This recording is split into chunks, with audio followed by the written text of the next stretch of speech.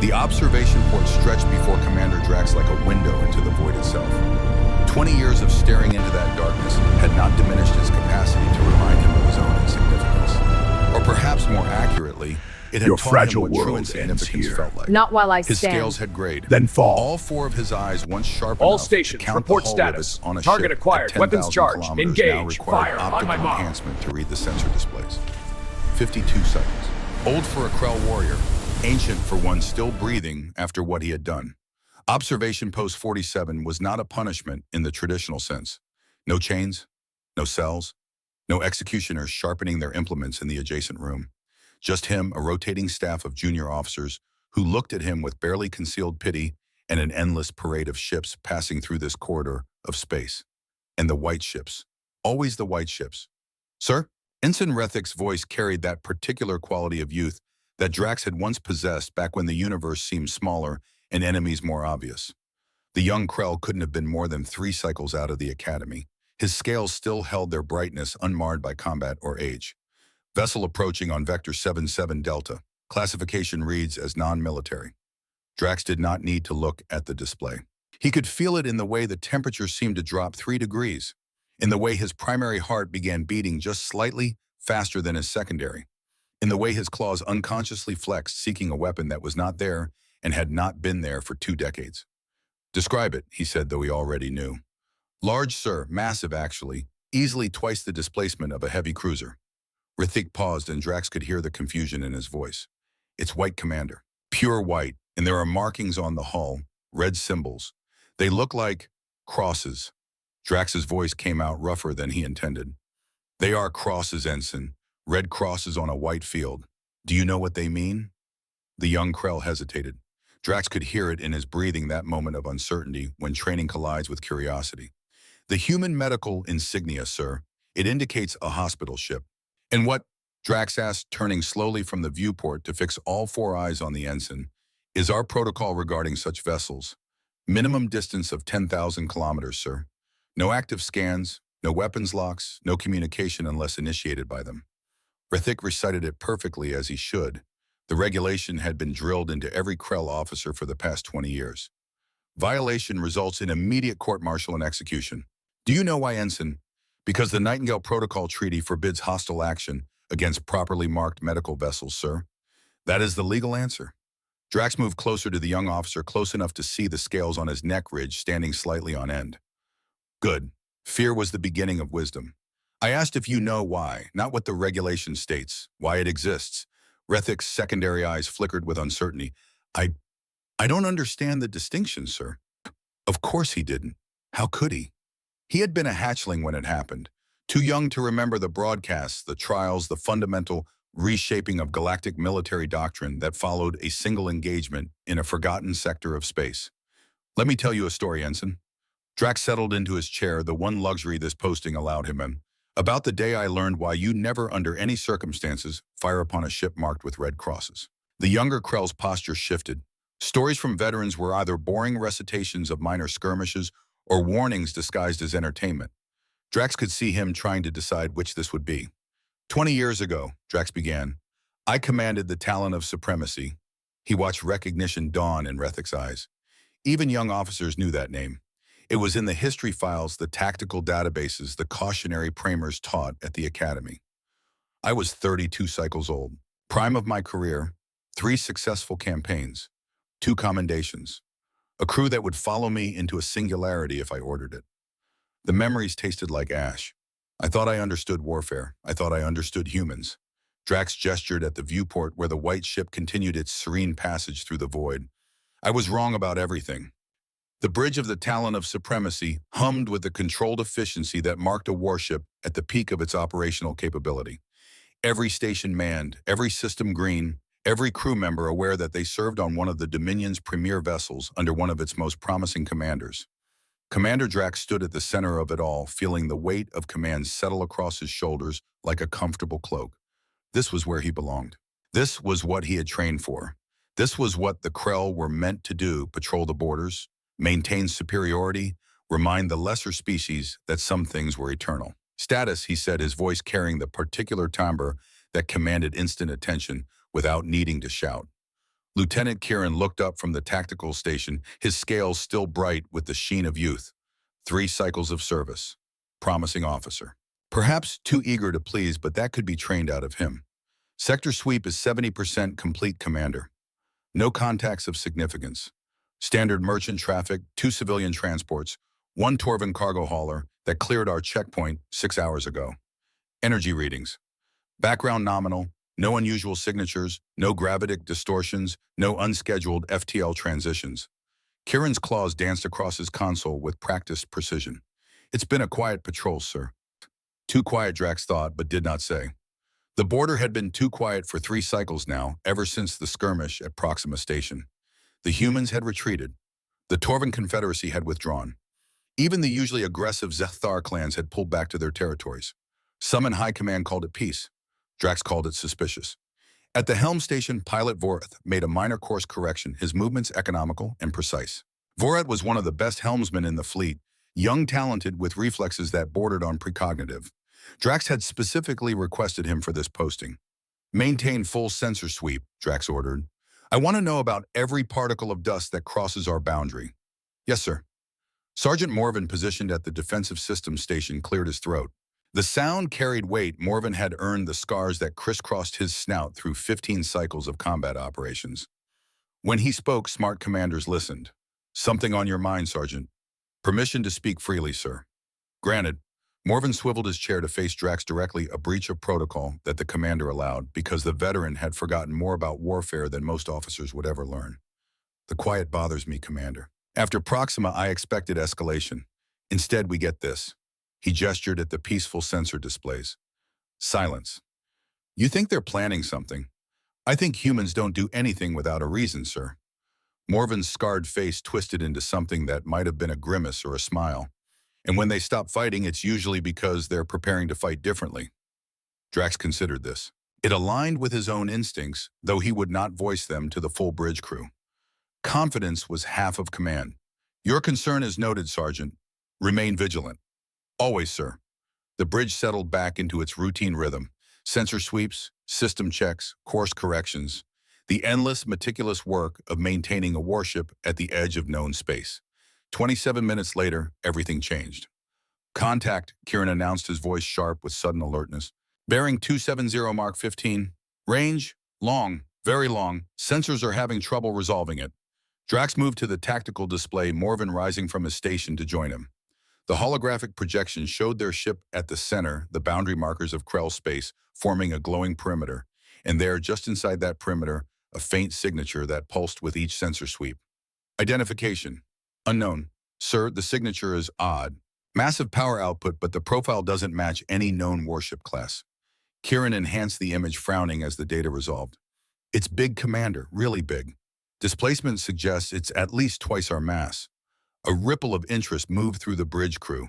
Ships that large were rare in this sector. Cargo haulers occasionally. Civilian transports never. Warships. Battle stations, Drax ordered, and the bridge transformed. Klaxons wailed their 2-note warning. Hatches sealed with hydraulic hisses.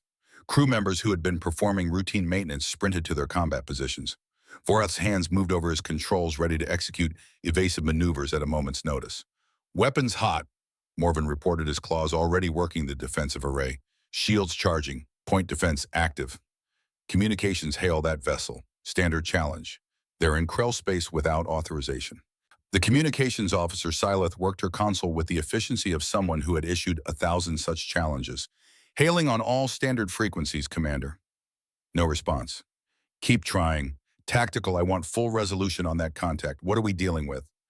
Kieran's frustration was evident in the set of his shoulders. Sensors are being strange, sir.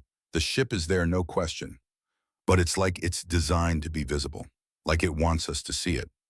Explain. And the radar cross-section is huge, Commander. No stealth coding, no deflection systems, no attempt to minimize its signature. In fact, Kieran looked up, his eyes wide. Sir, it's painted white. Silence fell across the bridge. Not the comfortable silence of routine operations, but the sharp, crystalline quiet of sudden comprehension. White, Drax repeated. Confirmed, sir. Visual spectrum analysis shows the hull is highly reflective, predominantly white in coloration. And there are markings, large markings, red symbols covering multiple sections of the hull. Drax felt something cold settle in his chest. Show me. The main viewport shifted from its standard tactical overlay to a direct visual feed.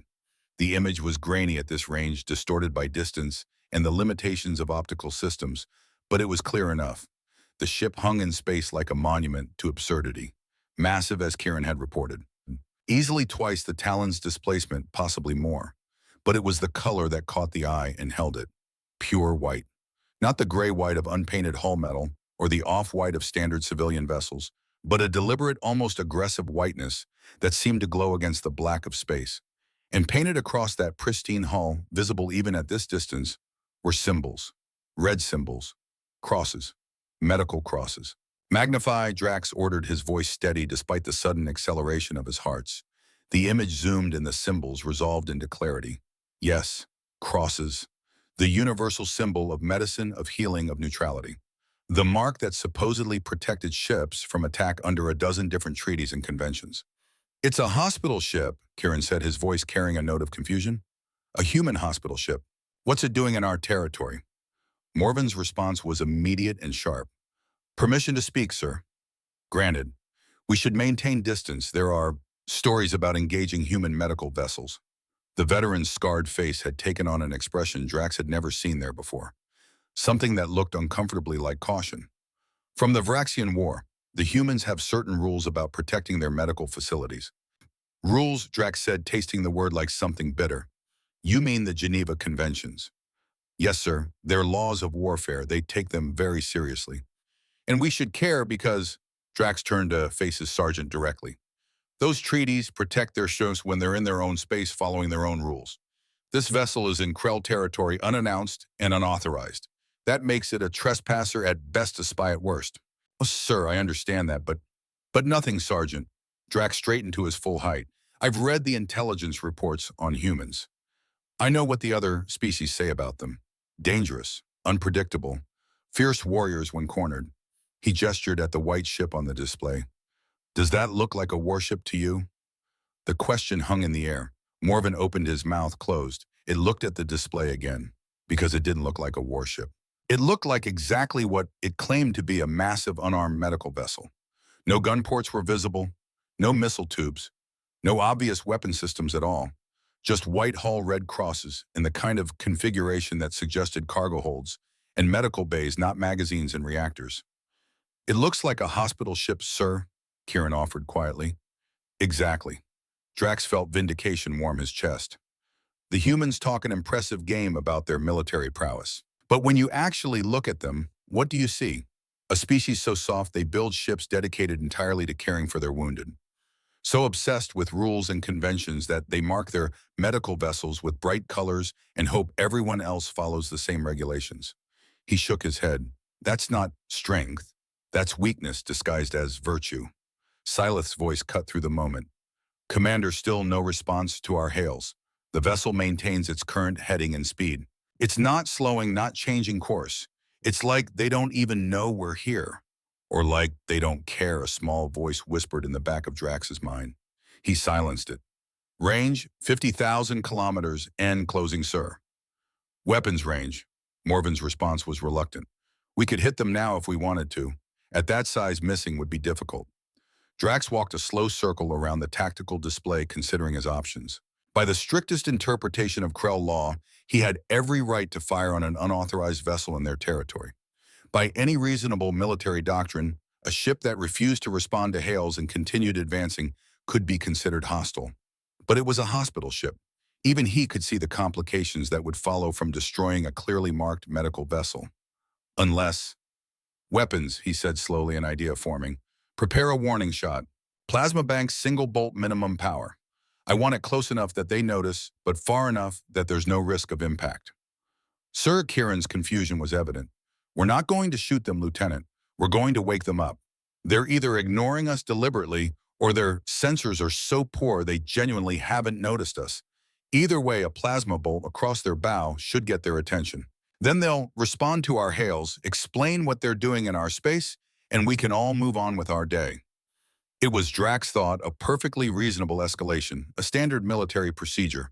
Fire a warning shot, establish communication, resolve the situation diplomatically if possible, forcefully if necessary. Morven's voice carried a warning tone. Commander, I must advise against this course of action. Your objection is noted and overruled, Sergeant. Drax kept his voice firm, but not harsh. Morven deserved respect for his experience, but that didn't mean Drax had to take his advice. This is not a combat engagement. It's a warning, a very clear, very obvious warning.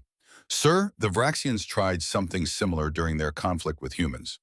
There was a medical ship they fired warning shots and the Vraxians lost that war, Sergeant, badly. Because they fought humans in open combat fleet against fleet strength against strength. That was their mistake. Drax gestured at the white ship. We're not fighting anyone. We're establishing our authority over our own territory. There's a difference. Silence answered him. Not agreement, but the silence of subordinates who had made their objections known and been overruled. It was the sound of professional military discipline overriding personal doubt. Weapons, Drax said again. Fire when ready. The bridge held its breath. The plasma cannon spoke. A bolt of superheated energy lanced across the void, brilliant against the darkness. It was beautiful in a way, Drax thought. A perfect line of light connecting one ship to another. A warning written in fire. The bolt crossed the hospital ship's bow with perhaps 500 meters to spare. Close enough that any competent sensor operator would have detected it. Close enough that any crew would have felt their blood turn cold at the near miss. Close enough to be unmistakable. The white ship continued on its course, serene and unbothered. No reaction. Syleth reported her hearing ridges twitching with confusion. No evasive maneuvers, no shield activation, no return fire, no communication at all. Drax frowned. They had to have seen that. Sensors show their systems are active, sir. They should have detected the plasma discharge. But there's no response. Kieran looked up from his console, uncertainty written across his features. Commander, is it possible they don't have anyone on the bridge? Could it be automated? A hospital ship running on automation. Morven's voice carried skepticism. With thousands of patients aboard, unlikely. Then they're ignoring us, Drax said, feeling irritation spark into anger. They're deliberately refusing to acknowledge our authority. Morven said quietly, they're waiting to see what we'll do. The words hung in the air like a challenge. Drax turned to face his sergeant, meeting all four eyes directly. You think this is a test? I think humans are rarely as simple as they appear, sir. I think you're giving them too much credit. Drax turned back to the viewport, studying the white ship. It continued its approach as steady and unhurried, peaceful, innocent, completely maddeningly unresponsive. They're medical personnel, doctors and nurses. They probably don't even know proper military protocol. Sir, fire another warning shot weapons. Closer this time. Let's see if proximity improves their hearing. This time, Morven said nothing. His silence was louder than any objection. The second plasma bolt screamed across the void this time, with only 50 meters of clearance. Close enough that if the hospital ship had shields, they should have flickered to life. Close enough that any sane captain would be shouting into their communications systems, demanding to know who was firing on them. The white ship sailed on imperturbable as a moon. Still nothing, Syleth reported. Her voice had taken on a note of something that might have been concern. No hails, no distress signals, no shield activation. It's like no one is home. Someone is home, Drax growled. They're just too arrogant to respond, or too stupid. Commander. Kieran's voice was careful, the tone of someone about to say something their superior didn't want to hear. Perhaps we should let them pass. They're clearly not a military threat. If we report this to high command, they can lodge a formal protest through diplomatic channels. We don't need to escalate. This is our territory, Lieutenant. Our space, our authority. Drax heard his voice rising and forced it back to a professional register. I am not going to let a human medical barge drift through Krell space like they own it. They will acknowledge us or they will face the consequences. What consequences, sir? The question came from Morven, and it was not a challenge, but a genuine inquiry. Drax turned to look at the veteran sergeant, seeing the scars, the age, the experience written in every line of that weathered face. What would you do, Sergeant, if you were in command? I would maintain distance and observe, Morven said without hesitation. I would not engage, I would not provoke, and I would definitely not fire on a clearly marked medical vessel, no matter how frustrating their lack of response might be. Because of the Geneva Conventions. Because of common sense, sir. Morven's eyes held steady. The conventions exist for a reason. Every major species in the galaxy respects them even in wartime. Medical facilities are sacrosanct. Medical ships are protected. These are not arbitrary rules, Commander. They're the foundation of civilized warfare. Civilized warfare, Drax repeated. There's no such thing, Sergeant. There's victory and defeat. Everything else is just window dressing. He turned to the weapon station. Target their engines. Disable them. No casualties, just a mobility kill. We'll tow them to the nearest station, impound the ship, and let the diplomats sort it out. The bridge fell into a different kind of silence. This was not disapproval or concern. This was the moment when a crew realizes their commander has made a decision and there's no talking them out of it. Vorath at his helm station looked back over his shoulder. The young pilot's expression was troubled, but he said nothing. He had learned early that speaking out of turn was a career-limiting move. Weapons locked, Morven reported, his voice flat. Targeting aft propulsion section. Which fire? 3 plasma bolts hammered into the hospital ship's stern in rapid succession. The impacts bloomed across the white hull like flowers of destruction, scorching the pristine paint and sending debris spinning into space. For a moment, Drax allowed himself to feel satisfaction. There. Done. The ship would lose propulsion drift to a stop and finally acknowledge their presence. The bridge crew watched their sensors, waiting for the inevitable. The power fluctuations. The venting atmosphere. The distress signals. None came. Report, Drax ordered. Kieran stared at his console like it had personally betrayed him. Sir, the vessel's power signature hasn't decreased.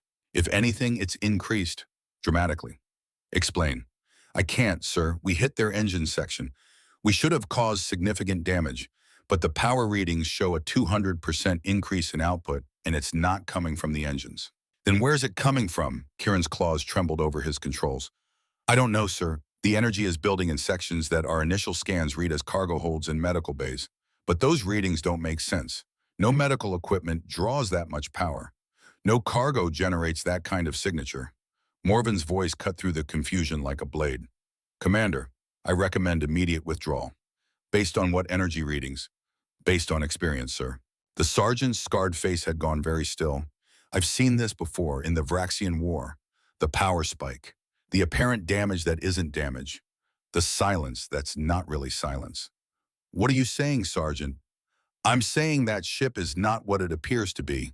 As if in response to his words, the alarms began to scream. Energy spike. Kieran's voice cracked like a hatchling's. Massive energy spike across multiple sections of the target vessel. Power output is off the charts. I repeat, off the charts. Drax spun to face the viewport, and what he saw made every scale on his body stand on end. The hospital ship was changing. Panels along its pristine white hull were sliding open, retracting into hidden compartments with the kind of mechanical precision that spoke of military engineering. Not civilian construction, not improvised modifications. Purpose-built, designed, planned. And behind those panels in recessed sections that had been completely invisible moments before, things were emerging. Large things, weapon-shaped things, things that were beginning to glow with power signatures that made the Talon's own weapons look like training equipment. What in the name of the void? Drax whispered. Sir, I'm reading weapon systems, Kieran said, and his voice was climbing higher with each word. Multiple weapon systems, point defense cannons, missile batteries, energy projectors, and something big, something really big in the central dorsal section. Power draw is climbing to levels I've never seen outside of a planetary defense platform. Syleth's hearing ridges went flat against her skull, a Krell sign of absolute terror. Sir, we're being scanned. Active targeting solutions are being calculated. Multiple target locks acquiring. That's impossible. Drax heard himself say the words, but they sounded hollow even to his own ears. That's a hospital ship. It's protected under human law. They can't arm hospital ships. It's against their own rules. Well, Morven said, his voice carrying a terrible, weary knowledge, someone forgot to tell them that. On the viewport, more sections of white hull were transforming.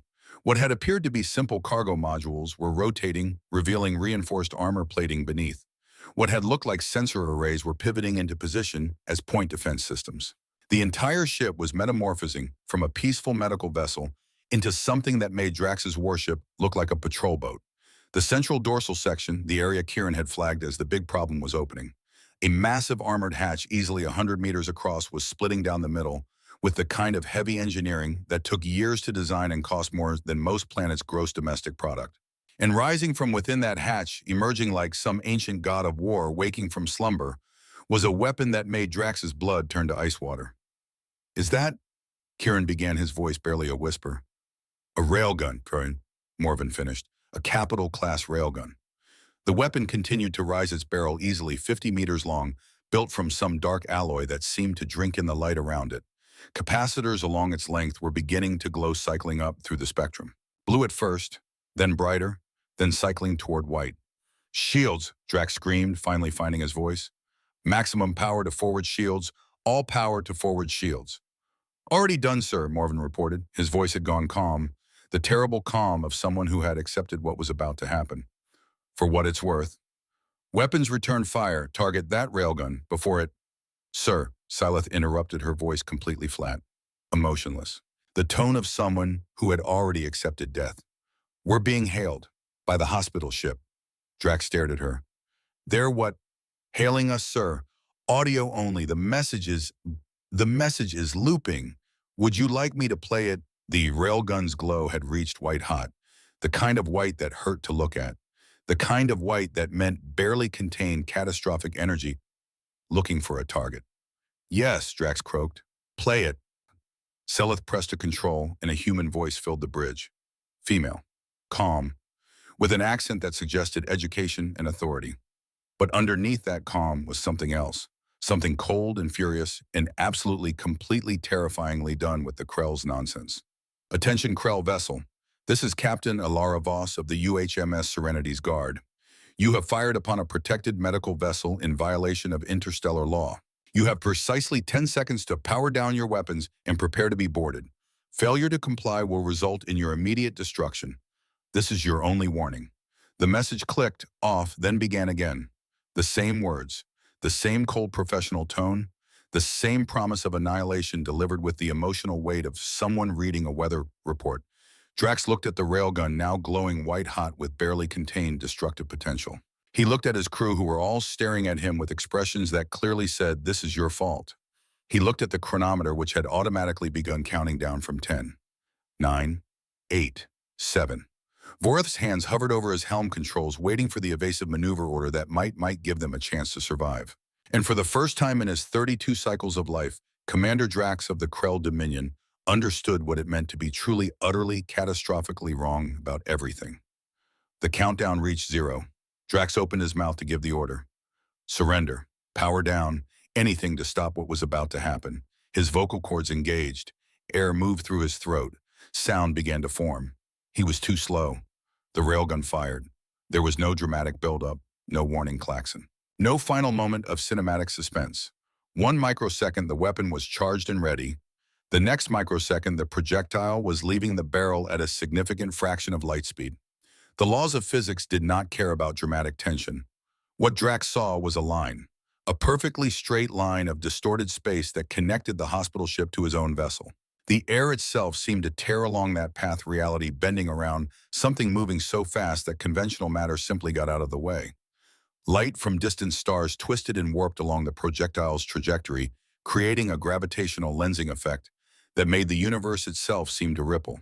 What he heard was nothing, because the sound had not had time to register yet. What he felt was the talon of supremacy lurching violently to starboard as something punched through it with the delicacy of a meteor strike. Then the sound caught up, and the screaming started. "Hull breach!" Kieran shrieked over the cacophony of alarms. "Hull breach on decks 4 through 7, casualties. Oh, stars, we have lost. We have lost over 200 crew." The railgun's projectile, a solid slug of tungsten carbide alloy, weighing approximately 2 tons, had entered the Talon's hull just after the bridge section. It had passed through the crew quarters at a velocity that turned titanium bulkheads into vapor. Through the secondary weapons control, where 12 Krell had been running final system checks. Through the portside auxiliary generator room. Through 3 different corridors filled with personnel who had been sprinting to battle stations. Pilot Vorath had been in one of those corridors carrying an urgent message from engineering. The slug had passed within centimeters of him, the kinetic shockwave alone enough to liquefy internal organs. He had not even had time to scream. The projectile had not slowed down. It had not fragmented. It had simply punched a perfectly circular hole through the ship and continued on into space, probably not stopping until it hit something several star systems away. The people in its path had not been killed. That word was too gentle, too civilized. They had been erased, vaporized by kinetic energy that exceeded the combustion temperatures of small stars, turned into component atoms and scattered across the cosmos like dust. Drax gripped his command throne as the ship shuddered again. Emergency bulkheads were slamming shut with hydraulic violence. Atmosphere was venting into space through the wounds in his ship's hull, screaming as it went. Somewhere below, crew members were drowning in vacuum. Damage report. His voice came out steadier than he felt. Training. Decades of training taking over when conscious thought failed. Morven's claws worked the defensive console with mechanical precision, his scarred face illuminated by red emergency lighting. Decks 4 through 7 opened to space. Emergency seals are holding on adjacent sections, but we're venting atmo on multiple levels. Casualties confirmed at 219. Medical teams are responding, but he didn't finish. He didn't need to. Among the dead pilot Vorath, aged 24 cycles, one of the best helmsmen in the fleet, Drax had written the letter recommending him for this posting, had praised his reflexes, his dedication, his bright future. Now Vorath's atoms were drifting somewhere between stars. Weapons, Drax demanded. Can we return fire? All forward batteries operational, sir. Targeting solutions locked. Morven looked up, and for the first time in 15 cycles of service together, Drax saw fear in those scarred eyes. But Commander, I must advise. Fire, Drax roared. All weapons, everything we have. Return fire now. Morven's hesitation lasted perhaps half a second. Then training overrode doubt and his claws danced across the weapons console. The talon of supremacy spoke with every plasma cannon it possessed. Dozens of bolts hammered toward the hospital ship in a full broadside that should have overwhelmed any defensive system ever designed. The kind of barrage that could reduce a heavy cruiser to molten slag. The kind of firepower that made the Krell Dominion's military reputation. The point defense cannons that had emerged from the Serenity's guard opened up with surgical precision. Streams of hypersonic projectiles intercepted every single plasma bolt, every one. The defensive fire moved with inhuman speed and accuracy, each burst calculated to detonate the incoming energy weapons at precisely the right distance and angle to dissipate their destructive potential harmlessly into space. The white hull of the hospital ship did not even get scorched. No effect, Morven reported, his voice empty of everything except professional detachment. Sir, their point defense is too accurate, too fast. We cannot land a hit. Missiles, Drax said. The word came out hoarse, strained through a throat that had suddenly gone dry. Launch missiles, everything we have. They can't intercept that many. The Talon's missile bays opened with mechanical efficiency. 60 self-guided warheads screamed toward their target, each one capable of cracking a battleship's armor. Each one equipped with terminal guidance systems that could adjust trajectory 1,000 times per second. Each one representing the culmination of Krell weapons technology. Surely, Drax thought, and he could hear the desperation in his own internal monologue, surely the point defense could not stop that many. He was wrong. The hospital ship's defensive systems switched targets with the kind of speed that suggested computer control operating at quantum processing levels. More weapons emerged from hidden ports along the white hull.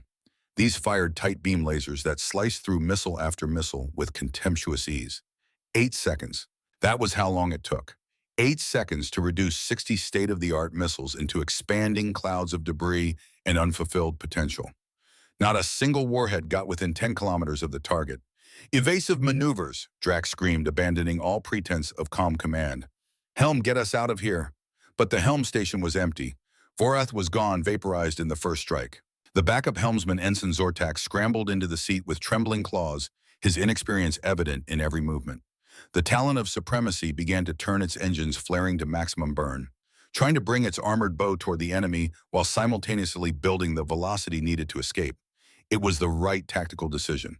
The correct response according to every manual, every training simulation, every doctrine the Krell military had developed over centuries of warfare. It was also far too late. The railgun fired again. This time Drax saw it differently, his brain operating in that strange slow-motion clarity that comes with absolute terror process details that conscious thought should have missed. He saw the projectile leave the barrel. Not the projectile itself, nothing could track something moving at that velocity, but the distortion it created. Space itself seemed to bend around the tungsten slug gravitational lensing, creating a visible ripple in the fabric of reality. Light from distant stars twisted and warped along the projectile's path, creating an effect like looking through flawed glass. It was in a terrible way beautiful. The slug hit the Talon's starboard engine dead center. The result was instantaneous and catastrophic. The fusion reactor that powered the engine suffered a containment failure. For 1 microsecond, a miniature sun bloomed inside the Talon's engineering section. Temperatures that normally existed only in the cores of stars vaporized 200 more crew members. The explosion tore away a third of the ship's thrust capability and sent the vessel into a violent spin. Drax was thrown from his command throne. He hit the deck hard enough to crack scales, tasted blood, felt something in his left arm snap like a dried twig. Pain lanced up to his shoulder, white-hot and consuming. He scrambled back to his feet in time to see Zortax desperately trying to compensate for the spin, his claws leaving gouges in his console as he fought with controls that no longer wanted to respond. "We have lost primary maneuvering," Kieran shouted, his voice raw. "Structural integrity down to 40%, life support failing on decks 8 through 12. Casualty count is," he swallowed hard. "Casualty count is 541 and climbing." 541. Out of a crew of 2,000 in less than 90 seconds. This was not warfare. This was extermination. "Surrender," as Drax said, then louder, forcing the word past pride in training and everything he had ever believed about strength. "Surrender, open all channels. Broadcast our surrender." Syleth worked her console with shaking claws. "Channel open, Commander." Drax took a breath. His broken arm sent spikes of agony through his nervous system with each inhalation, but he forced his voice to remain steady. "To maintain dignity in defeat. This is Commander Drax of the Krell Dominion warship, Talon of Supremacy." The words tasted like ash and bile. "We surrender. Cease fire. We surrender unconditionally. Our weapons are powering down. We are not a threat. Please, please stop shooting." Silence fell across the bridge, not peaceful silence, not even the stunned silence of defeat. This was the silence of trauma, of minds trying to process something too large to comprehend. The only sounds were the warning klaxons, quieter now, as damaged systems failed and their alarms went silent with them, the hiss of venting atmosphere and the quiet sobbing of Zortax at his station. Then Captain Alara Voss's voice returned, filling the bridge through the comm system. It was colder than before, if that was even possible. "Surrender acknowledged, Commander Drax." For one moment, one brief, irrational moment, Drax felt something like hope. Then Voss continued speaking, and that hope died stillborn. "However, I feel it is important that you understand exactly what you have done here today." On the viewport, the railgun was cycling again, capacitors glowing, energy building, that terrible progression through the spectrum toward white. "No," Drax said the word barely a whisper. "No, wait, we surrendered. You have to honor our surrender." "Oh, I will," Voss replied, and her voice carried the kind of smile that promised pain. "But first, Commander, you are going to learn a very important lesson about human medical vessels." The railgun reached full charge. "We take the protection of our wounded very, very seriously, and when someone violates that protection—" She paused, and Drax could hear her breathing across the vast gulf of space that separated their ships. "We respond with what we call proportional force. Captain Voss, please. Consider this your education, Commander." Drax closed all four of his eyes and prayed to gods he had not believed in since childhood. The railgun fired for the third time. The projectile grazed the top of the Talon's hull, tearing away antenna arrays, sensor clusters, and the captain's personal escape pod. The message was clear and unmistakable. "You are not leaving." "All weapons offline," Morven reported, his voice carrying the flat affect of shock. "Shields at 6% and falling." "Sir, we are defenseless." "I know that," Drax snapped, then caught himself. Yelling at his crew would not help. Nothing would help. They were at the mercy of a hospital ship, which was somehow the most humiliating sentence he had ever thought. He straightened as much as his broken arm would allow. "Captain Voss, please. We have surrendered. We acknowledge our mistake. What more do you want?" The pause that followed was long enough that Drax wondered if she had decided to simply finish them off, to reduce his ship to drifting wreckage and let them all die slowly in the cold of space. When her voice returned, the professional calm was gone. This time Captain Alara Voss was angry. "What do I want? What do I want, Commander?" Each word was bitten off, chewed, and spit out with barely controlled fury. "I want you to understand what you did. I want you to comprehend the magnitude of your stupidity." A pause, breathing, the sound of someone wrestling their emotions back under control. So let me educate you. Since your species apparently skipped the class on basic interstellar law. On the viewport, the hospital ship had stopped its transformation. All of its weapons were tracking the Talon, but they were not firing. Not yet. The white hull gleamed against the black of space pristine, except for the faint scorch marks where Drax's initial plasma bolts had struck. The Geneva Conventions, Voss continued, her voice taking on the cadence of a lecture, are a series of treaties that govern the conduct of warfare. They protect prisoners of war. They protect civilians. And most relevantly to your current situation, Commander, they protect medical personnel and facilities from attack. Drax wanted to speak, to object, to say something, but his voice had abandoned him. Hospital ships are not valid military targets. Ever. Under any circumstances. This is not a suggestion, Commander. This is law. Law that has stood for over 400 years across 73 ratifying species. But you're armed, Drax finally managed to croak out, gesturing desperately at the viewport with his good arm. You have weapons that could destroy a fleet. How is that legal? The laugh that came through the comm system was bitter and sharp as broken glass.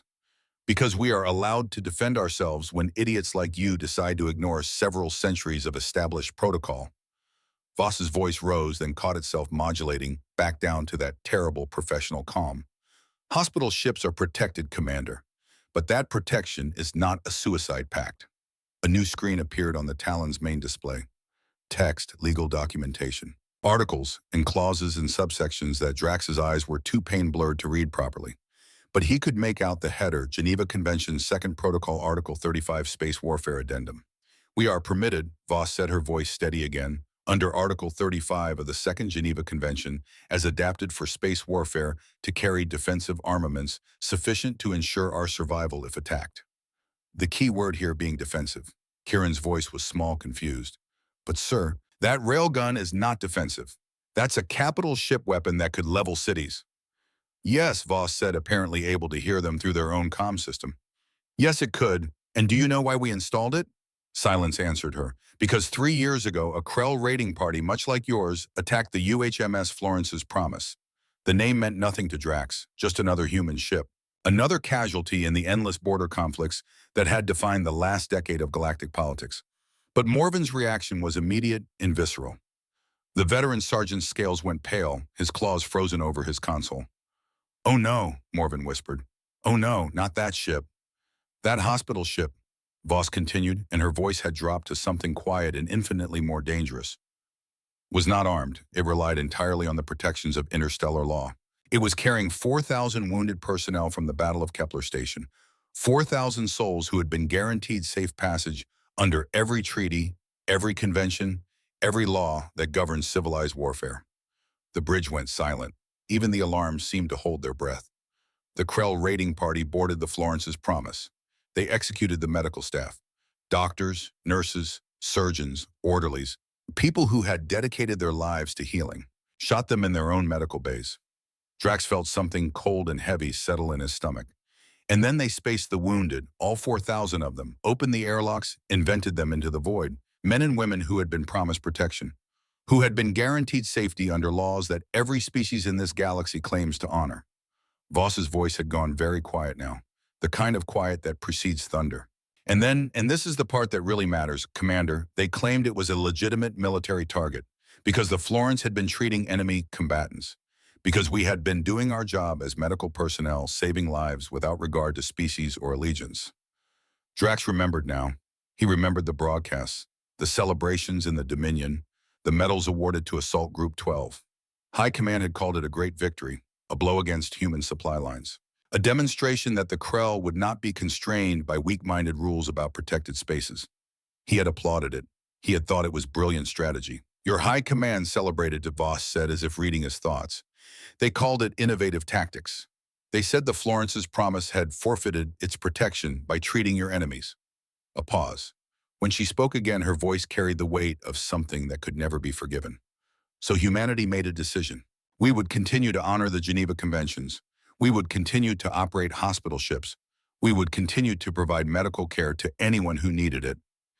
Enemy or ally, it makes no difference to us. That is what we do. That is what we have always done.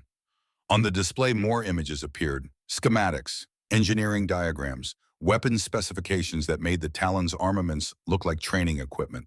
But we would also ensure that no one would ever massacre our medical personnel again. So we armed our hospital ships, heavily.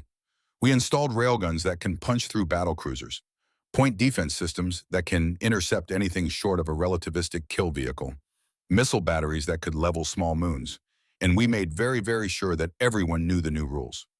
What rules? Drax asked. His voice sounded hollow, distant, like it was coming from someone else's throat. Simple ones, Commander. Do not attack hospital ships. Do not threaten medical personnel. Do not fire on vessels clearly marked with red crosses. Each sentence was delivered with the finality of a hammer blow. And if you are foolish enough, arrogant enough, stupid enough to test us well, then we are legally justified in defending ourselves with overwhelming force. The cold thing in Drax's stomach had grown teeth. You see, Commander, the Geneva Conventions protect us. They say no one can attack medical facilities. But they also permit us to protect ourselves. You just had the monumentally bad judgment to test which clause would apply. New contacts began appearing on the Talon's damaged sensors. Drax stared at the readings with growing horror. Sir, Kieran whispered, his voice breaking. Sir, those are more Krell ships. It's the rest of our patrol squadron. They must have heard the weapons fire and come to assist. 6 Krell warships dropped out of faster-than-light travel, their weapons already charged, ready to avenge their sister ship. Ready to show these humans what happened when you damage Dominion property. Tell them to stand down, Drax said, but his voice was too quiet, too weak. He tried again, louder. Tell them to retreat. Broadcast on all frequencies. Tell them to withdraw immediately. Syleth worked frantically at her console, her hearing ridges vibrating with stress. Broadcasting now, sir. All frequencies, maximum power. Telling them to withdraw, telling them. But the squadron commander, a hot-headed officer named Talrex, who had always thought Drax was too cautious, too conservative, clearly saw only what he wanted to see. A human vessel that had damaged the flagship. An opportunity for glory. His response came back immediately, full of bravado and confidence and the kind of aggressive stupidity that Drax had once thought was courage. Talon of Supremacy, this is Strike Group 7. We are moving to engage the hostile vessel. Hold position. Reinforcements have arrived. We will teach these humans to respect Krell military power. You fools, Drax whispered, staring at the 6 ships on his display. You absolute fools. Captain Voss's voice returned, and now she sounded almost tired. Weary, like someone who had performed the same task too many times and was sick of the repetition. Commander Drax, I am going to give your friends the same warning I gave you. I hope they are smarter than you were. On the viewport, the hospital ship's weapons rotated with mechanical precision, tracking the new arrivals. The railgun began cycling again, capacitors glowing through that terrible rainbow sequence. But this time it was not alone. Missile batteries opened their tubes to vacuum. Energy projectors came online with barely visible distortions in space. Point defense systems primed with the soft whine of charging capacitors. In the span of 10 seconds, the Serenity's guard went from hospital ship to flying fortress of annihilation. Attention Krell Strike Group 7, Voss broadcast. Her voice was professional again. Calm. The voice of someone performing a duty they had performed before and would likely perform again. This is Captain Alara Voss of the UHMS Serenity's Guard. You are approaching a protected medical vessel that is currently engaged in lawful defensive action against an aggressor. If you enter weapons range, you will be treated as hostile combatants and engaged with lethal force. This is your only warning. Among the 6 ships was the cruiser Mercy's Claw, commanded by Captain Verena. She was older than Talrex Weiser, with enough combat experience to recognize a losing situation when she saw one. Talrex, her voice cut across the squadron frequency. Stand down. That's a direct order. We are outmatched. Outmatched by a medical ship. Talrex's laugh was ugly. Your cowardice is noted, Verena. All ships except Mercy's Claw, TAC formation Delta 7. We'll show these humans. I said stand down. Verena's ship began powering down its weapons. I am surrendering my vessel. I will not participate in this massacre. Traitor, Talrex screamed. Coward. I'll see you court-martialed for this. But before Verena could respond, before anyone could stop what happened next, Talrex did something that would haunt Drax for the rest of his life. He fired on her. Talrex's ship launched a full missile spread at the Mercy's Claw. Not at the human hospital ship, at his own comrade, at a Krell vessel that had been trying to save lives by surrendering. The missile struck before Verena could raise shields. The Mercy's Claw exploded in a brilliant flash, taking its entire crew of 300 with it. My God, a voice said over the human comm system. Not Voss, someone else. Female. Younger. They just killed their own. Drax recognized something in that voice. Horror. Genuine shock that anyone could be so consumed by pride that they would murder their allies rather than admit defeat. On the Talon's internal monitors, Drax could see the hospital ship's medical bay. And there, standing among the equipment, was a human woman in white scrubs marked with red crosses. Dark hair, Latina features, perhaps 30 years old. She was staring at a monitor showing the destruction of the Mercy's claw, her hand over her mouth. Dr. Elena Martinez, according to the name tag visible on the feed. She turned to someone off camera. Captain, did you see that he killed his own people? They're more afraid of looking weak than dying. Voss's response was cold. Then we'll accommodate their preference, Doctor. Return to your patients. This won't take long. Taurex's voice filled the comm channel again, defiant to the end.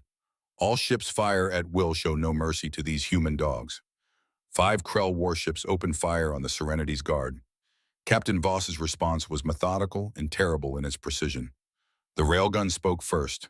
One shot, then another, then another. Each projectile aimed with computer-guided precision that accounted for relative velocity, gravitational effects, and evasive maneuvers before the targeted ships had even begun them. Talrek's flagship took the first round through the bridge. The tungsten slug entered through the forward viewport and exited through the main reactor core. The ship exploded 3 seconds later, spilling crew and atmosphere and debris across a sphere of space kilometers wide. Another cruiser's ammunition storage took a direct hit. The resulting detonation was visible even to the naked eye, a brief new star that burned for perhaps 5 seconds before collapsing into cooling wreckage. Missiles launched in coordinated swarms from the Serenity's guard. Not random fire, but calculated strikes targeting specific vulnerabilities. Sensor arrays, engine nodes, weapon emplacements, reducing combat-effective warships to drifting hulks in carefully orchestrated demolition. Energy projectors carved through armor, like surgical lasers through flesh. Precise, controlled, devastating. And through it all, Captain Voss's voice remained calm, professional, narrating the destruction like she was reading a medical chart. Target 1 mobility kill achieved. Target 2 catastrophic reactor failure. Target 3 magazine detonation. Target 4 structural failure amidships. Target 5 life support compromised. In the medical bay visible on Drax's monitor, Doctor. Martinez had turned away from the carnage. She was checking on patients. Drax could see them now, beings from multiple species lying in medical beds. Some were human, some were not. One appeared to be Krell. Drax watched as Martinez approached the Krell patient, adjusting an IV line with the same gentle care she would show anyone. The patient was young, unconscious, badly wounded. Dr. Martinez, someone said off camera. That one's Krell. Are you sure? He's a patient, Martinez said firmly. That's all that matters. Monitor his vitals and let me know if anything changes. She moved to the next bed without hesitation, treating a Torvan soldier with the same professional dedication. On the viewport, the last of Strike Group 7 was trying to escape.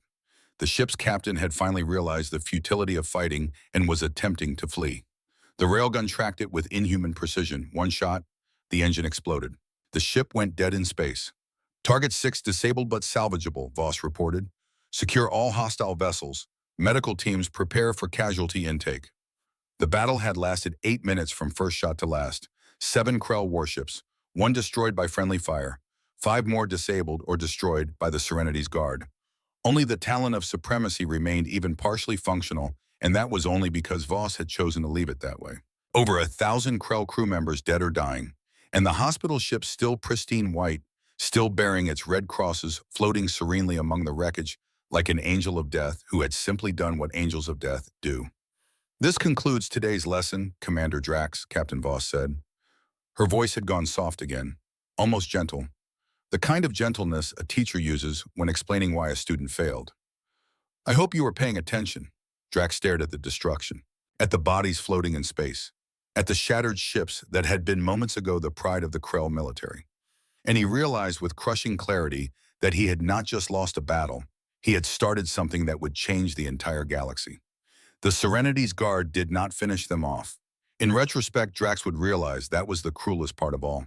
Captain Voss left them alive, crippled, humiliated, floating in the wreckage of their own stupidity and the corpses of their reinforcements. Left them to stare at the consequences of their arrogance written in twisted metal and frozen blood. She did, however, send over medical teams.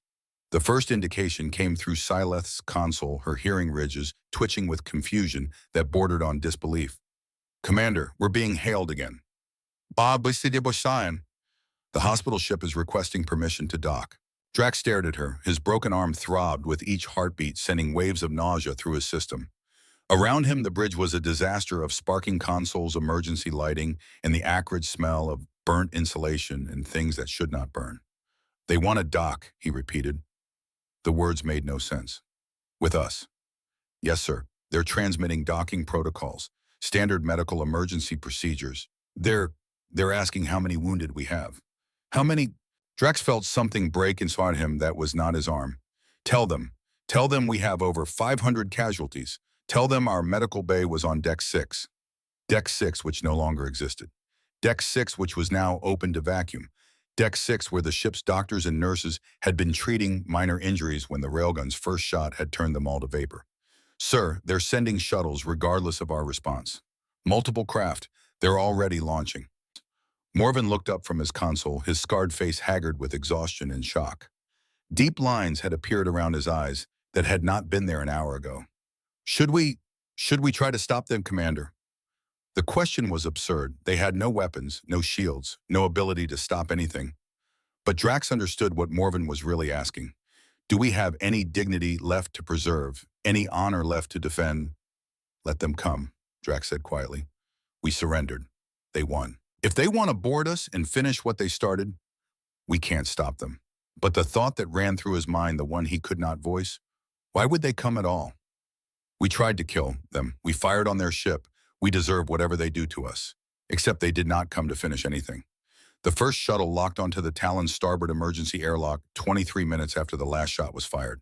Drax watched on the security feeds, half expecting to see combat troops in powered armor, Marines coming to secure the ship, soldiers coming to execute the survivors as a lesson to anyone who might make the same mistake.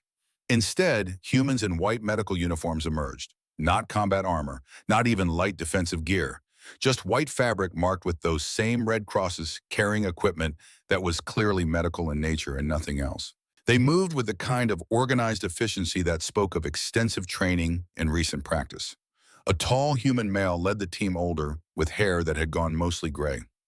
Not white gray, like age might bring to a Krell, but silver gray, that somehow made him look distinguished rather than old. Perhaps 40 standard years, give or take. His face carried the kind of weathering that came from decades of difficult work under harsh conditions. He carried a medical scanner in one hand and a field surgical kit in the other. Behind him came nurses, orderlies, technicians, an entire trauma team deploying into a ship that had just been trying to kill them. Some were young, some were older. They represented multiple Earth ethnicities. Drax had studied enough human physiology to recognize the diversity. Dark skin, light skin, Asian features, Latino features, all wearing the same white uniforms, all carrying the same red crosses, all moving with the same professional purpose. The security feed showed them encountering the first group of wounded Krell, 3 engineering crew members who had been caught in the shockwave from the engine explosion.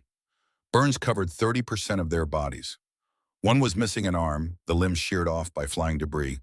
Another had scales that had melted and fused together, creating patches of scar tissue that would never heal properly. The human team did not hesitate, did not pause to confirm these were enemies, did not check to see if their patients had fired the weapons that killed their colleagues. They just started treating them. Drax watched this on the flickering security monitor and felt something fundamental shift in his understanding of the universe. The lead human, his name tag read Dr. L. Graves, CMO, was setting the broken arm of a Krell weapons technician. The same technician who 30 minutes ago had been firing plasma cannons at the hospital ship. The human's hands moved with practiced precision, manipulating the fractured bone with firm but gentle pressure. "Easy," Graves said in passable Krell. His accent was terrible, but the intent was clear. "This is going to hurt, but I need to set it properly or you'll lose function." The technician nodded, tears streaming from his eyes, not from pain, from confusion. From the fundamental cognitive dissonance of being saved by the people he had tried to kill. 47 minutes later, the lead human arrived on the bridge. Dr. Lysander Graves took in the scene with a single professional glance. The damaged consoles, the injured crew, the commander standing at his post with a clearly broken arm held against his chest. His eyes were a pale gray blue, the kind that seemed to see more than they should, the kind that had witnessed things no one should have to see. Commander Drax, I presume? His voice carried a slight accent that Drax's translator identified as North American English, possibly Canadian. I'm Dr. Lysander Graves, Chief Medical Officer of the Serenity's Guard. That arm needs immediate attention. My crew, Drax began, is being treated as we speak. I have 4 surgical teams working through your ship, prioritizing based on medical need, not species or allegiance. Graves moved closer, setting down his kit with practiced ease.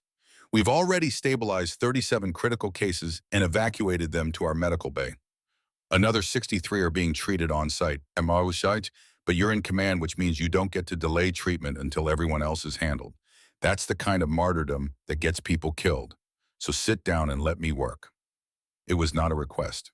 Drax sat. Graves's hands moved with the kind of precision that came from performing the same procedures thousands of times. He injected something that made the pain recede to a distant throb, began manipulating the broken bone with gentle but firm pressure. This is going to hurt, he said, and then set the fracture with a motion that made Drax's vision white out for a moment. When clarity returned, Graves was already applying a medical cast that hardened almost instantly. Some kind of polymer compound that was probably more advanced than anything in the Krell medical inventory. It was warm against Drax's scales, conforming perfectly to the contours of his arm. Why? Drax asked. The word came out broken, ragged. Graves did not look up from his work. Why am I treating you? We tried to kill you. We fired on your ship. Drax swallowed against something in his throat that was not pain. Your people, the Florence's promise, 3 years ago. We killed them. Why are you saving us? The doctor's hands paused for just a moment, just long enough for Drax to see the tension in his shoulders, the tightening around his eyes. Then his hands continued their work, checking circulation, testing the cast's integrity. Because I'm a doctor, Commander. I took an oath. Do you know what it says? Drax shook his head. First, do no harm. Treat the sick. Preserve life. Provide comfort to the suffering. Graves looked up, and those pale eyes held something that was not forgiveness, but was not hatred either. Something more complicated, more human. Those words don't have an asterisk that says, accept your enemies, or unless they shot at you first. He stood wiping his hands on a cloth that came away stained with Krell blood. Every patient gets care. Ally enemy, it makes no difference. That's not weakness, Commander. That's the line between medicine and murder. But the Florence, I was there. The words cut through Drax's objection like a scalpel. On the Florence's promise, I was a junior surgeon, 38 years old. I watched them board, watched them execute my colleagues, watched them space patients I'd been treating for weeks. Graves stood packing his equipment with methodical precision, each movement controlled, professional, but Drax could see the tremor in his hands, the slight hesitation when he touched certain instruments. I watched a Krell soldier shoot Chief Nurse Williams through the head while she was trying to protect a patient who couldn't walk. I watched them drag Dr. Chen, he was 72 years old, been a surgeon for 40 years, drag him to the airlock and space him while he was still conscious. I watched them open the airlocks on Medical Bay 3 while I was hiding in a maintenance shaft. The bridge had gone silent. Every crew member who could hear was listening. I heard 400 people die in 90 seconds. Do you know what that sounds like? Commander, the screaming stops quickly in vacuum. The sounds humans make when the air is torn from their lungs. It's not like the vids, it's worse. Much worse. Graves closed his kit with a decisive snap. So yes, Commander, I know what your people did. I have nightmares about it every single night for 3 years. I wake up hearing those screams. I close my eyes and see Nurse Williams' face. I smell the smoke from the plasma burns on the bulkheads. He moved toward the exit, then paused. But if I let that turn me into someone who decides which patients deserve treatment based on what uniform they wear or what species they are, then they win. The people who massacred the Florence, they win, because they'll have turned me into exactly what they were. Graves looked back at Drax, and his expression was tired. So tired. The exhaustion of someone who had carried too much for too long. You're going home, Commander Drax. Captain Voss wants you alive. Wants you healthy enough to tell everyone what happens when you attack a human hospital ship. He paused at the door. But before you go, there's someone who wants to speak with you. Captain Alara Voss boarded the Talon personally. She arrived without escort, without weapons, wearing the same white uniform as her medical staff. The only concession to rank was the insignia on her collar, 3 stars, and the caduceus symbol of medical command. Her boots rang against the deck plating with a steady rhythm that somehow sounded like a funeral march. She was younger than Drax had imagined from her voice, perhaps early 40s. Dark hair pulled back in a regulation bun that was starting to come loose, strands escaping to frame a face that might have been attractive by human standards if it had not been carved from stone and controlled fury. She stopped 3 meters from where Drax stood at his ruined command station, looked around the damaged bridge with eyes that cataloged every detail, noted the injured crew members receiving treatment from her medical staff, counted the empty stations where personnel would never return, saw the scorch marks on the bulkheads, the bloodstains on the deck, the small personal effects scattered by the violence, a datapad here, a family photo there, a lucky charm that had not been lucky enough. 537, she said. Her voice was quieter than it had been over the comm, not soft but controlled, like someone holding a fusion reactor in their chest and refusing to let it detonate.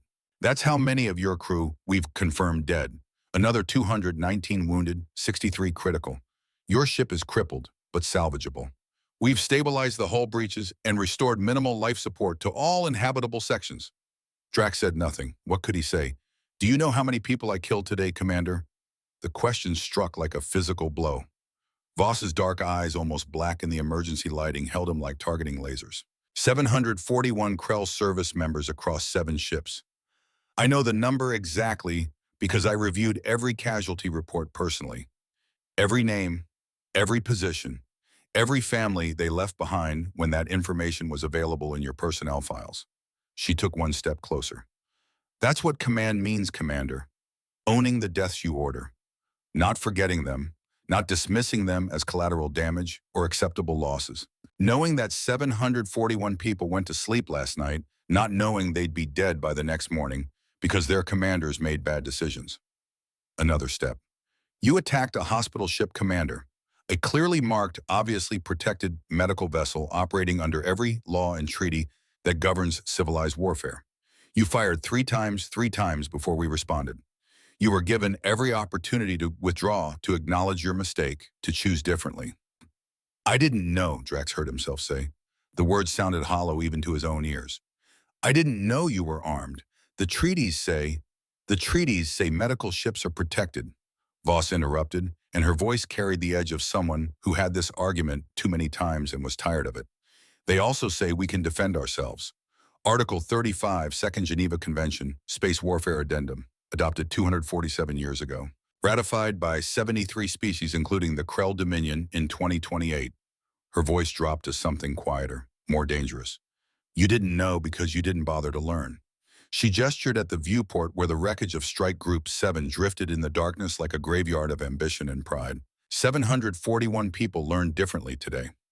Most of them are dead because their commanders made the same assumption you did. Because people like you and Talrex thought mercy was weakness and compassion was cowardice.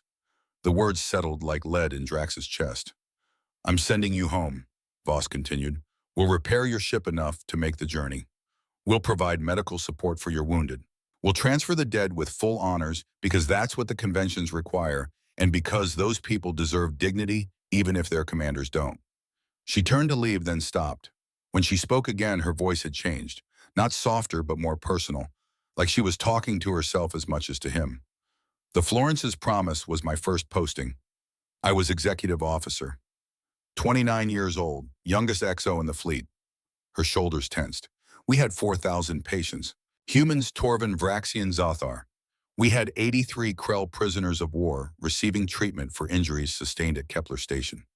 Drax felt his blood turn cold. Your raiding party killed them all, the Krell prisoners included. They didn't care that those were their own people. Didn't care that we were treating them with the same skill and dedication we showed our own wounded. They just wanted to send a message about what happens to ships that treat the enemy. Voss looked back at him, and her eyes held something that was beyond anger, beyond hatred. Something that had been forged in fire and tempered in blood and hardened into a principle that would never break. So humanity sent a message back. We built ships like the Serenity's Guard, 37 of them spread across our medical fleet, each one capable of rendering aid to 6,000 patients, each one carrying defensive armaments sufficient to destroy battle groups if attacked. She paused, and for the first time since boarding, Drax saw something like emotion crack through her professional facade.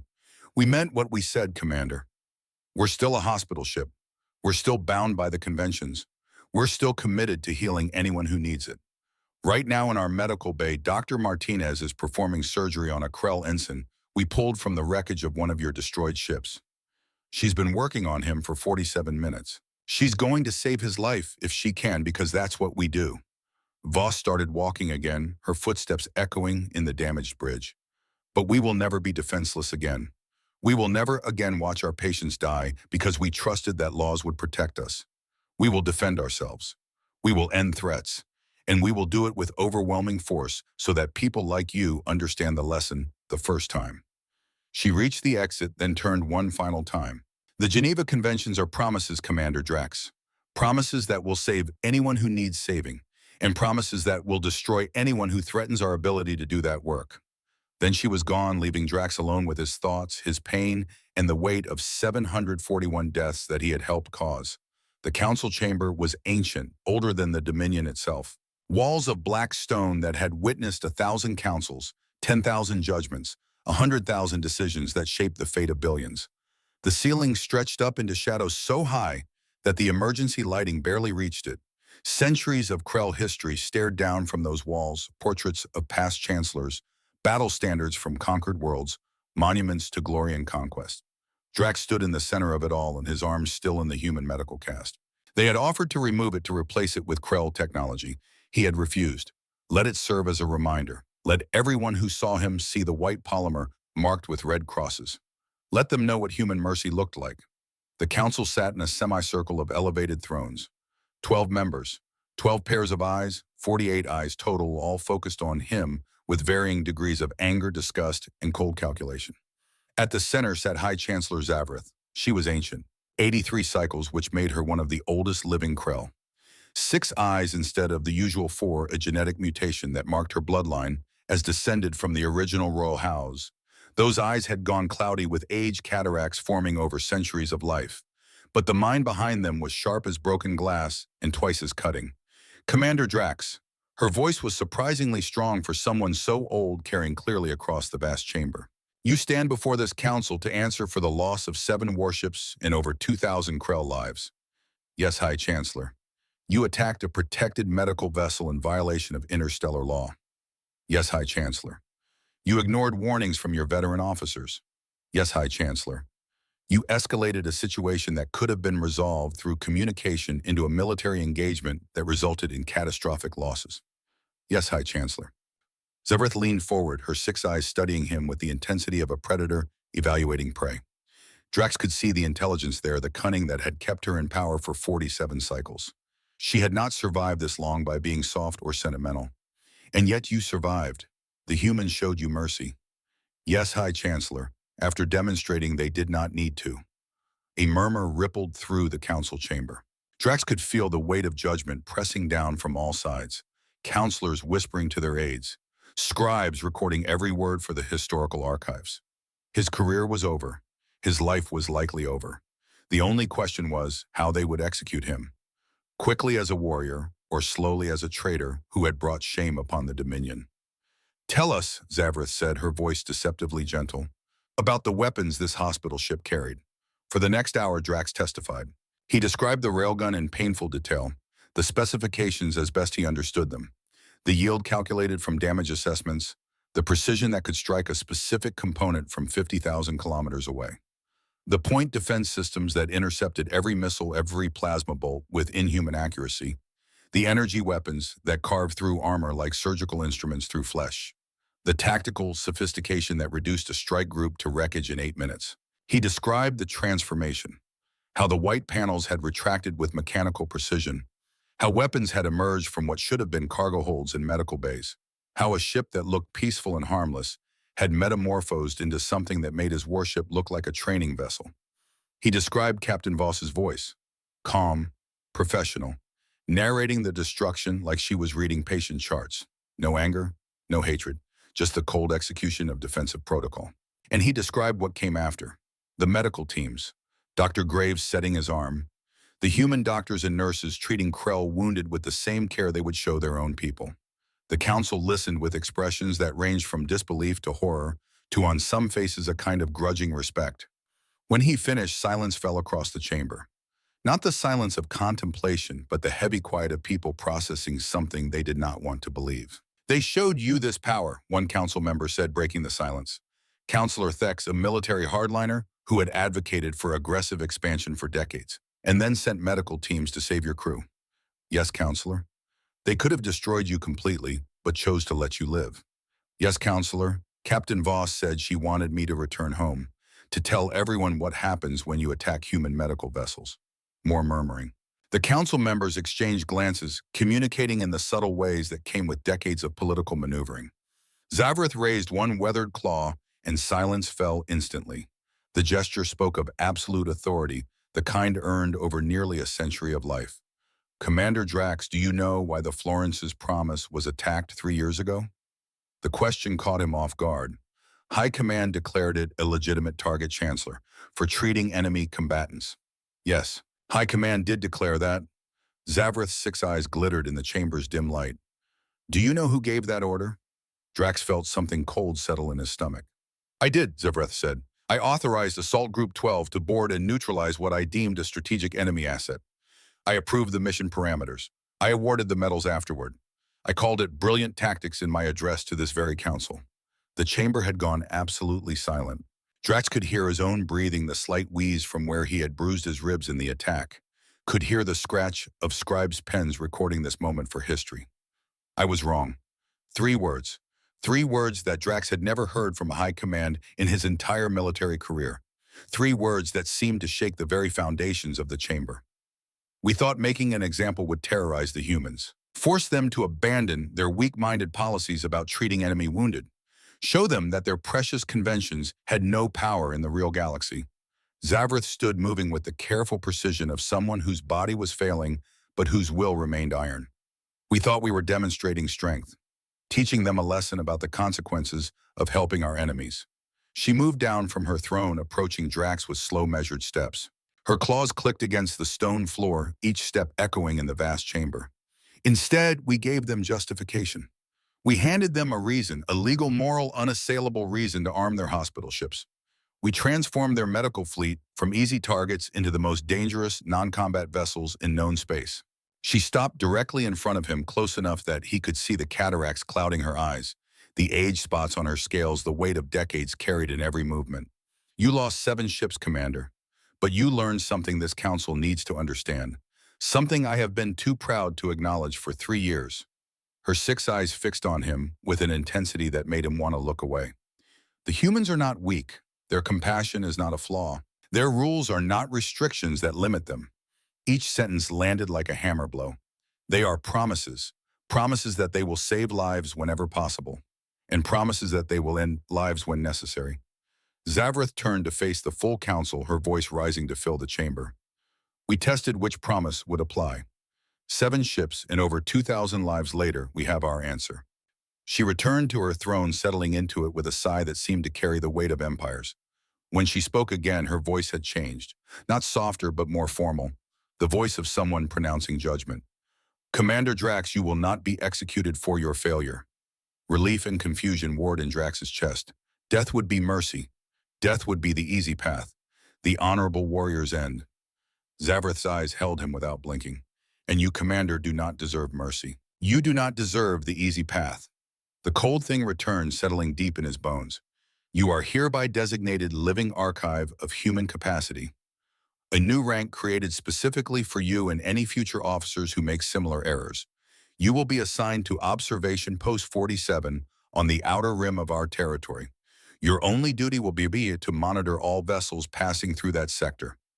She paused, letting the words sink in. And whenever a human medical ship transits, which they do regularly on their civilian mercy missions to border worlds, you will warn every Krell vessel in range to maintain distance and show respect. You will tell your story. You will describe what happened when you attacked the Serenity's guard. You will ensure that no other Krell commander makes your mistake. Zavrith's voice dropped to something quieter, more personal. You will live, Commander Drax. You will live for decades. Possibly 4 or 5 more cycles if your health holds. And every single day you will remember this moment. You will remember the faces of the 2,000 crew members who died because you were too arrogant to listen to your sergeant's warnings, too proud to learn about the laws you were supposed to uphold, too certain of your own superiority to recognize strength when it wore a white uniform and red crosses. She raised her voice again, projecting to the entire council. This is your punishment, to serve as a living reminder of what happens when we mistake human compassion for weakness, to ensure that no other Krell officer suffers the consequences of our collective ignorance. Drax felt his legs weaken. Death would have been kinder. Death would have been easier. A quick execution, his name added to the rolls of fallen warriors, his family allowed to grieve and move on. Living with this shame for the rest of his natural life, carrying the weight of 2,000 deaths, being forced to relive his failure every time he gave his warning, that was cruelty on a scale he had not imagined the council capable of. Do you accept this assignment, Commander? What choice did he have? Yes, High Chancellor. Then this council is adjourned. Zavrith gestured to the guards. Take him to the transport. He departs for post 47 within the hour. As the guards approached, Zavrith's voice stopped them. One more thing, Commander. Drax looked up. Among the dead from your ship, there was a pilot, Vorath, talented young officer, only 24 cycles old. Her 6 eyes held his. He had a family, a mate, a young hatchling, barely 3 years old. The words hit Drax like a plasma bolt to the chest. That child will grow up without a father because you gave the order to attack. Remember that too. The conference chamber was the largest Drax had ever seen, even on the monitor at Observation Post 47.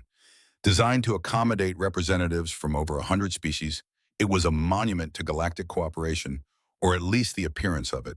Curved tiers of seats rising toward a domed ceiling that simulated a starfield. Translation booths lining the walls. Holographic displays floating in the air showing legal documents and technical specifications in dozens of languages simultaneously. Drax watched the proceedings from his small quarters on the observation post. The station was cramped, barely larger than a heavy shuttle. Minimal crew rotation, usually just him and 2 junior officers at any given time. Nothing but sensor arrays and communications equipment and endless hours of watching ships pass by. A year of this, a year of isolation. A year of telling his story to every Krell captain who questioned why they had to maintain such distance from human medical vessels. The summit had been humanity's idea. In the year since the engagement at Sector 79 Alpha, 7 more incidents had occurred. Other species testing the boundaries. Other commanders making Drax's mistake. The Vraxian Empire had lost 3 ships when a battlecruiser captain decided the white crosses were camouflage. The Torvan Confederacy had lost 5 when a Commodore thought he could disable a hospital ship and hold the patients hostage for negotiations. The Zathar clans had lost an entire raiding squadron, 12 ships, when a warlord thought the medical vessels were soft targets for easy glory. None had survived to tell about it. The human delegates stood at the central podium. Ambassador Helena Park, no relation to Chief Engineer James Park of the Serenity's Guard, as far as Drax knew, though the similarity in names had confused him initially. She was civilian diplomatic corps wearing formal attire instead of military uniform. But she spoke with the kind of authority that made career soldiers sit up straight. We propose an amendment to the Geneva Conventions, she was saying, her voice transmitted across subspace to every major world in the galaxy. A formal acknowledgement that medical vessels may carry defensive armaments proportional to the threat environment they operate in. The Vraxian representative stood, his crystalline form refracting the chamber's lights into rainbow patterns. You ask us to legitimize weapons on hospital ships. How do we know these weapons will be used only defensively? Ambassador Park's response was immediate and unflinching. You don't. You have to trust us. The same way we have to trust that you won't attack clearly marked medical facilities. She paused. The same way we trusted that trust for 400 years before it was violated. And if that trust is violated, the Vraxian's voice carried skepticism. If these armed hospital ships abuse their protected status, then we respond. The same way we responded to the Florence's Promise massacre. The same way we responded to the 7 subsequent attacks on our medical fleet. Park's voice hardened, edges of steel showing beneath the diplomatic polish. We gave mercy when mercy was warranted. We delivered justice when our healers were threatened. We will continue to do both. That is the bargain we offer. Another representative stood, Torvan Confederacy, a species known for careful legal analysis and bureaucratic precision. What guarantees do we have that these armed hospital ships will actually provide medical care? What stops them from being warships disguised as medical vessels? Park touched a control and holographic displays appeared throughout the chamber. Patient manifests, treatment records, inspection protocols, pages and pages of documentation that would satisfy even Torvin lawyers. Every hospital ship in the human fleet is subject to random inspection by neutral parties. We maintain detailed logs of every patient treated regardless of species or allegiance. Our medical personnel are required by law and regulation to provide care to anyone who requested enemy or ally. These are not suggestions. They are regulations enforced by our own military tribunal. The displays showed statistics, numbers that Drax had seen before in the briefings he had been forced to review. The Serenity's Guard alone had treated over 6,000 patients in the past year. Humans, yes, but also Krell, Torvin, Vraxian, Zuthar, Betelgeuse, Andromedian. Even species that were technically in a state of hostility with humanity. 317 Krell wounded had been treated on human hospital ships in the past year. All had been returned to Krell space after recovery. All had reported professional, competent medical care. None had reported any abuse or mistreatment beyond the occasional language barrier. We are not asking permission to turn our hospital ships into weapons of war, Park continued, and her voice carried genuine emotion now. Not anger, not defensiveness, just conviction. We are asking recognition of our right to defend the people who dedicate their lives to healing.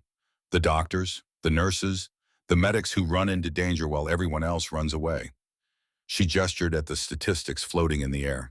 In the past year, human medical vessels have treated over 40,000 patients from 63 different species. We have provided emergency care in disaster zones. We have responded to distress calls from ships that had been trying to kill us hours before.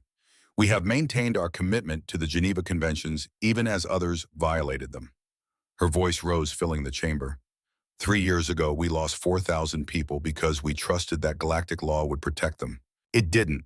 So we made a choice. We would continue to trust in those laws, continue to honor those conventions, continue to provide care to anyone who needed it. But we would also ensure we could protect ourselves if that trust was violated again. The Zathar warlord stood, his massive frame dwarfing the podium designed for smaller species. His species valued strength above all else, honor through combat, respect through victory. The Zathar clans respect strength, he rumbled in a voice like grinding stone. What you propose is not weakness disguised as mercy. It is mercy backed by overwhelming force. This, he paused, considering, this we can accept. This we can respect. One by one, the representatives stood. Some enthusiastically, some reluctantly, but they stood. The Vraxian Empire, still smarting from their losses, had agreed after extracting promises of inspection protocols. The Torvin Confederacy agreed after analyzing the legal framework for 3 hours and concluding it was sound. Even the Krell delegation, not Zavreth herself, but a junior counselor sent in her place, stood and agreed. Because what choice did they have? They had learned the lesson. They had paid the price. By the end of the session, 53 species had signed what came to be known as the Nightingale Protocol, an amendment to the Geneva Conventions that explicitly permitted medical vessels to carry defensive armaments while maintaining their protected status. The trade-off was transparency, inspection rights, detailed manifests, proof that these ships were genuinely providing medical care and not using their protected status as a shield for military operations. Humanity accepted every condition because they had nothing to hide. The treaty included specific provisions. Hospital ships could carry weapons, but only defensive systems. No long-range strategic weapons, no offensive capabilities beyond what was needed to protect the vessel itself. All hospital ships must maintain patient logs available for inspection, must accept spot inspections from neutral parties, must prove they were actually providing medical care. Any hospital ship that abused its protected status would lose that protection. The offending nation would face sanctions. The ship would be reclassified as a military vessel and treated accordingly. In exchange, all signatory species agreed to maintain minimum distances from hospital ships, agreed never to fire on clearly marked medical vessels, agreed that doing so was a war crime subject to prosecution. It was, Drax realized as he watched the signatures appear on the holographic document, a masterpiece of diplomatic maneuvering. Humanity had turned their greatest tragedy into a legal framework that protected medical personnel across the galaxy. They had taken the massacre of the Florence's Promise and used it to make the galaxy safer for healers everywhere. Because now it wasn't just human hospital ships that could be armed. Any species could apply the same doctrine. Any nation could build ships like the Serenity's Guard. The treaty made it legal, made it acceptable, made it normal. Within 5 years, over 200 hospital ships from 40 different species would be operating under the Nightingale Protocol, each one a promise to save lives, each one a warning to anyone who might threaten those lives. Drax watched it all from his lonely post at the edge of known space and understood finally what Captain Voss had tried to teach him. The humans had not abandoned their principles. They had enforced them. They had taken their rules and made them real. They had proven that you could be both merciful and dangerous, both compassionate and lethal. They had weaponized mercy itself, and the galaxy would never be the same. The years had not been kind to Drax. His scales had gone completely gray, the color of ash and old bones. 3 of his 4 eyes required optical enhancement to function properly, the cybernetics visible as silver circuitry around the lenses. His joints ached with the kind of deep pain that came from age rather than injury, the kind that no amount of medication could fully suppress. But he remained at his post, watching, waiting, warning. 20 years. 20 years of isolation broken only by brief crew rotations. 20 years of telling his story. 20 years of watching ship after ship pass through his sector, always maintaining that respectful distance from the white vessels with red crosses. 20 years of remembering. A soft chime indicated a new contact entering the sector. Drax checked the readings with the automatic precision of 2 decades of repetition. His hands moved over the controls without conscious thought, muscle memory developed through endless repetition. Large displacement, white hull, red crosses. His hearts, both of them, began beating faster. Even after 20 years, the sight of those crosses made his pulse quicken, made his claws flex, made old instincts scream warnings that he had learned too late. "Ensign Rethick," he called to the young officer manning the communication station. The Krell was young, too young, fresh from the academy with scales that still held their brightness and eyes that had never seen real combat. 24 cycles old, the same age Vorath had been. He looked up from his console with the kind of eager attention that reminded Drax painfully of Lieutenant Kieran. Kieran, who had died 3 months after returning home. Complications from radiation exposure sustained when the railgun punched through the Talon's reactor shielding. Just another name on the list of people whose deaths Drax carried. "Yes, Commander. What is our protocol when a human medical vessel transits this sector?" "Minimum distance of 10,000 kilometers, sir. No active scans, no weapons locks, no communication unless they initiate." Rethick recited it perfectly, the words drilled into every Krell officer since the Nightingale Protocol. "Violation results in immediate court-martial and execution." "Good. Make sure every ship in range knows that protocol, and log the medical ship's transit for the historical record." "Already broadcasting, sir. All ships are acknowledging and adjusting course to maintain proper distance." Drax returned his attention to the viewport where the hospital ship was becoming visible to the naked eye. This one was called the Florence's Promise, the second ship to bear that name, rebuilt and recommissioned 7 years after the original's destruction. Humanity's statement that no massacre would erase their commitment to saving lives. It gleamed white against the black of space, those red crosses visible even at this distance. Larger than the original, more modern. Probably carrying even more sophisticated defensive systems than the Serenity's guard had possessed 20 years ago. A flying fortress of mercy and retribution. Sir Rethick's voice carried uncertainty, the tone of someone about to question orders, not sure if they should. "If I may ask, why are these protocols so strict? It's just one ship, a medical ship. Surely we could at least scan it to verify its cargo." Drax turned slowly, fixing all 4 of his cybernetically enhanced eyes on the young ensign. He had been expecting this question. Got it from every new officer who rotated through the post. They always asked eventually. The young ones who had been hatchlings when it happened, who only knew the Nightingale Protocol as a regulation to memorize, not a lesson written in blood. "Come here, Rethick." The younger Krell approached, his posture betraying nervousness. His scales showed the slight color shift that indicated uncertainty. Good. Fear was the beginning of wisdom. Drax had learned that lesson 20 years too late. "You see that ship?" Drax pointed at the viewport with a claw that had started to curl with arthritis. "That beautiful, peaceful-looking ship with its friendly crosses and its promise of healing." "Yes, sir." "You stay away from it. You do not scan it. You do not approach it. You do not even think aggressive thoughts in its general direction." Rethick's confusion was evident in the way his secondary eyes widened. "But sir, regulations state we should verify all vessels entering our territory."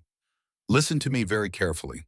Drax's voice dropped to something low and hard, the tone he had used when giving combat orders on the Talon of Supremacy. "That ship is a promise. Two promises, actually, and you need to understand both of them. He gestured at the white vessel drifting serenely past their observation post. Promise one, if you are wounded, if you are sick, if you need medical care, they will save you.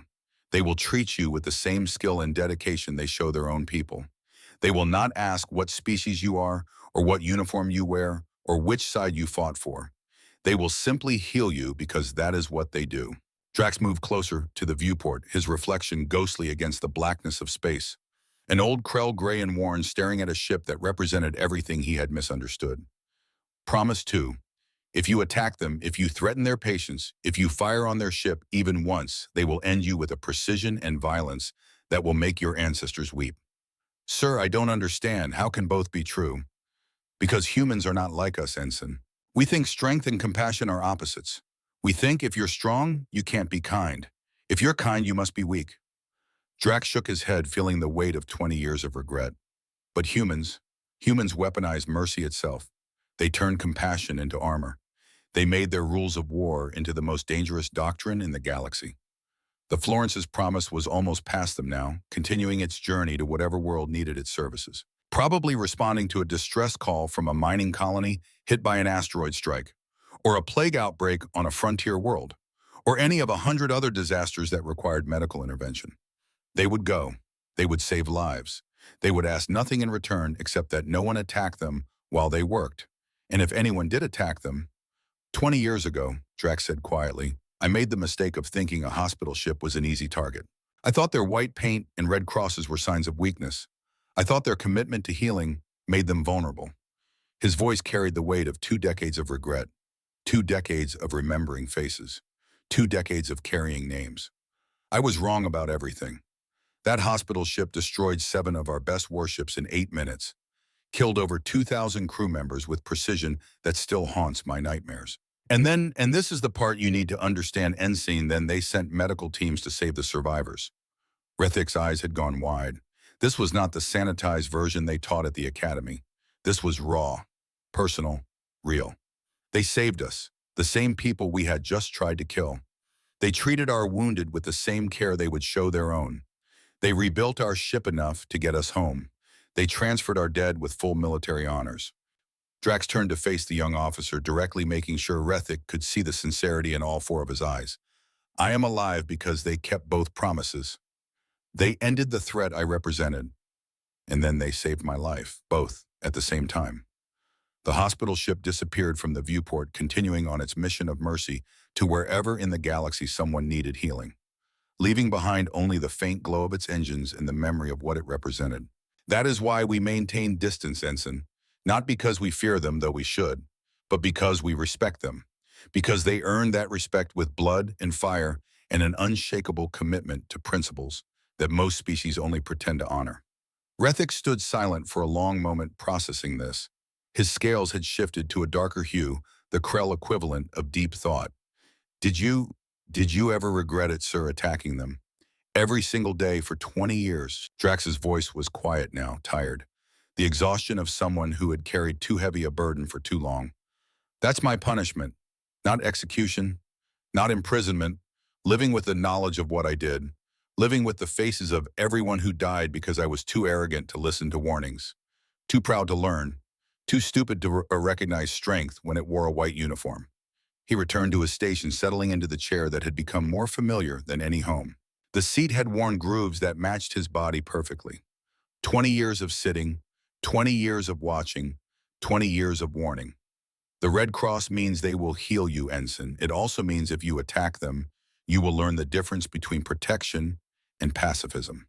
The younger Krell nodded slowly, his scales showing the slight color shift that indicated he understood, or at least that he thought he understood.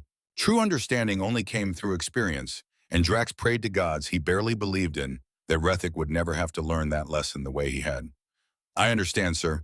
I'll make sure the protocols are followed. See that you do? Drax called up the next set of sensor readings, resuming the endless watch that would be his duty until age or illness finally claimed him, because the next commander who makes my mistake won't survive to regret it. Hours later, when the shift changed and Rethik prepared to leave, the young ensign paused at the door. His hand hovered over the control panel, hesitation evident in every line of his posture. Commander, one more question if I may. Speak. Was it worth it, learning that lesson? Drax was quiet for a long time, staring at the empty space where the hospital ship had passed, remembering plasma fire and railgun projectiles, remembering Kieran's voice cracking as he reported casualties, remembering the screams of the wounded, remembering Dr. Graves' steady hands setting his broken arm, remembering Captain Voss's cold fury, remembering, always remembering. No, he said finally, but it was necessary. For me, for the Dominion, for every species that thought human compassion was weakness. He looked at Rethik with all four eyes, making sure the young officer understood. Sometimes the most important lessons are the ones that cost everything to learn. The ensign nodded and left his footsteps echoing in the small corridor beyond, leaving Drax alone again. Alone with his monitors, his memories, his ghosts. But mostly he was alone with a question that had been haunting him for 20 years. A question that had no answer, but demanded to be asked anyway. He pulled up a personnel file, one he had reviewed 1,000 times, one he should have deleted years ago, but couldn't bring himself to erase. Pilot Vorath, age at death 24 cycles. Survived by mate Serana and son Rethik. Son Rethik. Drax looked at the door where the young ensign had just departed, looked at the file, looked at the door again. No, it couldn't be. But the age was right, 24 cycles old. The same age Vorath had been when he died, born the year before the battle at Sector 79 Alpha. The breeding patterns matched. Vorath's mate Serana had been from the northern provinces. Rethik's accent carried traces of northern dialect. Drax's claws trembled over the controls as he pulled up Rethik's full personnel record. The information he should have reviewed when the ensign first arrived 3 months ago but hadn't, because what was the point? Junior officers rotated through.